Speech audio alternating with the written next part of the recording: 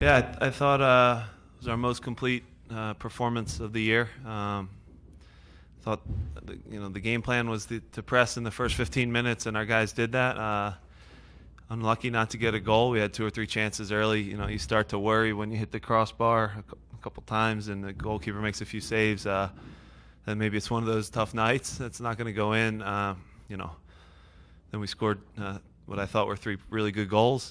That's a very good Portland team. In their last 7 games, I think they have five or six wins. So again, they're a top team in the West.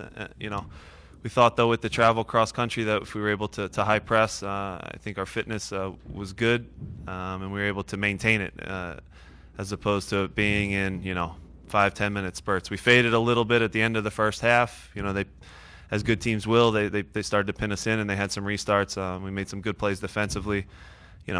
I'd like to point out individuals on the night, but I thought that was every guy. I don't want to neglect anyone, so I think that was a complete team performance from every guy on the field. Left and on the field, great crowd, great atmosphere.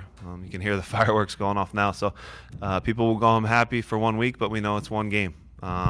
We have to do this over and over and over. We have 14 left, and every one you need to grab points. You can see some of the results tonight, and it's getting tighter and tighter in the East, which is crazy. But happy with the guys. Good result. Like I said, I think our best complete performance of the year.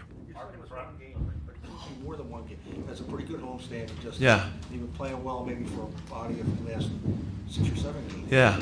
Yeah. Is this a trend? Is this part of the trend? I mean, if you're into the last 11 games, yeah, I know exactly what it is. It's 7-3-1, so that is positive. It's trending upward, but at the same time, I know I've been around this league long enough to know that the second you feel good, is they were comfortable, is when you get kicked in the teeth. So we want to keep the guys, and that's been my mentality since preseason, never too high or never too low. Was it difficult early on? Because we had some lows, man. We had some lows that we went through things together, some things that you don't want to go through that early in the season, but we went through them. And right now I think that you can see a confident team.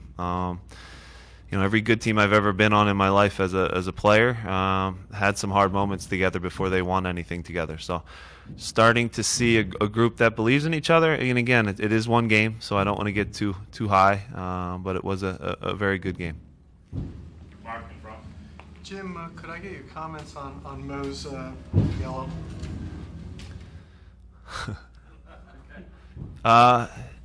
It's a great tackle. It's the tackle that I dream of as a center back. I loved it. I thought it was a clean play. I think that the mindset of the referees, it did look hard because a guy gets taken out, but you can't get more of the ball. And the big thing right now in their program, and it's not their fault, but they always will say studs up, studs up, studs up. That's the big thing. And Mike, I always rebut back. How can any player in the field, when you leave your feet, not have your studs show? That's the big thing. Studs are showing. His studs were showing. You can't physically slide and not have your studs show athletically. You can't. So it's difficult. I thought the ref was very good on the night, but at the same time, that one, knowing now we lose Mo for our next game. So again, it's a big caution. It's a big yellow card that makes us a little shorthanded next week. Listen, inevitably as a center back, he was going to get another yellow card during the course of the year and have to sit out. But going to Toronto, it makes it that much harder because Mo has been our best player this year. The headline is that Andrew Winter scored his first goal in a very long time. Yeah. But, tactically, he did it from the right side of the field, something that he hasn't done most of the year. He shifted there. Is there going to be any emphasis on him moving to that side to help him with his confidence? Yeah, I won't take credit for that. That just happened on the fly.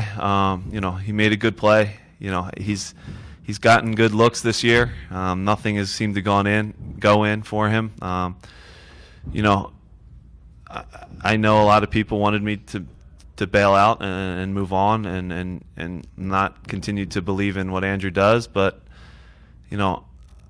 I still see the guy from preseason, and I see the guy from the end of last year, and a play like that can be the difference that sets him on a hot streak now. Again, does he have a ton to still work on? Absolutely, but If you go back and look at the tape, the one off in DC that we could go up 2-0 that goes off the crossbar. He's had then again, the other time against DC where he hits both posts. So he's been unfortunate. He's a great player.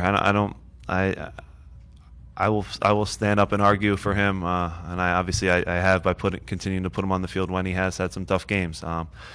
But at the same time, he comes up big for us tonight. Again, it's one goal, just like it's one game and it's one win.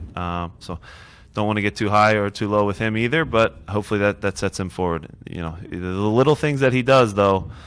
He won probably 10 head balls tonight off goal kicks. He fights defensively. If you notice, not a lot.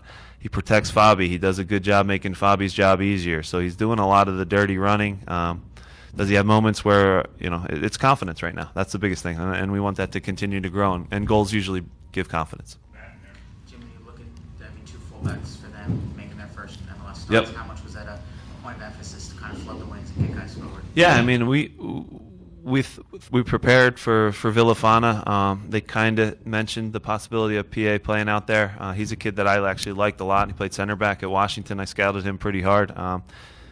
The drafts don't always get what you want, but he got picked by Portland, and for him to have his pretty much his debut, you looked at the minutes, and I think it was 6 minutes that the two outside backs had played. So yes, we had a discussion before the kickoff that those were two areas we wanted to go at. They're a great passing team. They get forward with their outside backs. The plan was, as soon as their outside backs do go forward and we do turn them over, to play balls into the spaces they vacated.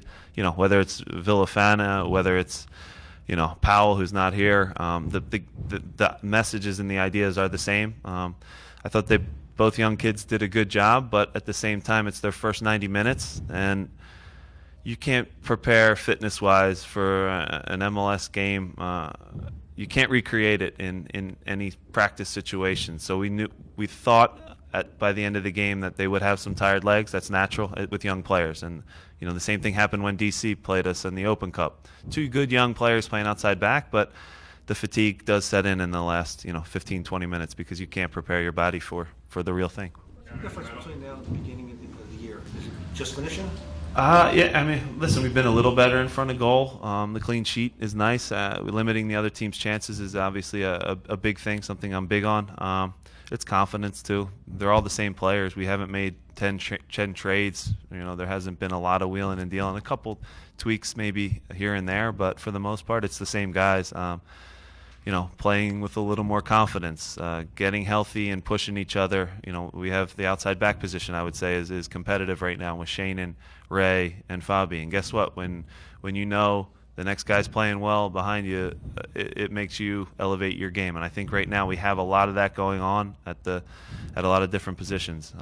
We're thin in a couple, but as we get guys healthy and continue to push, the healthy competition is good. Fear is a good motivator. Fear that you're coming out of the lineup is a great motivator.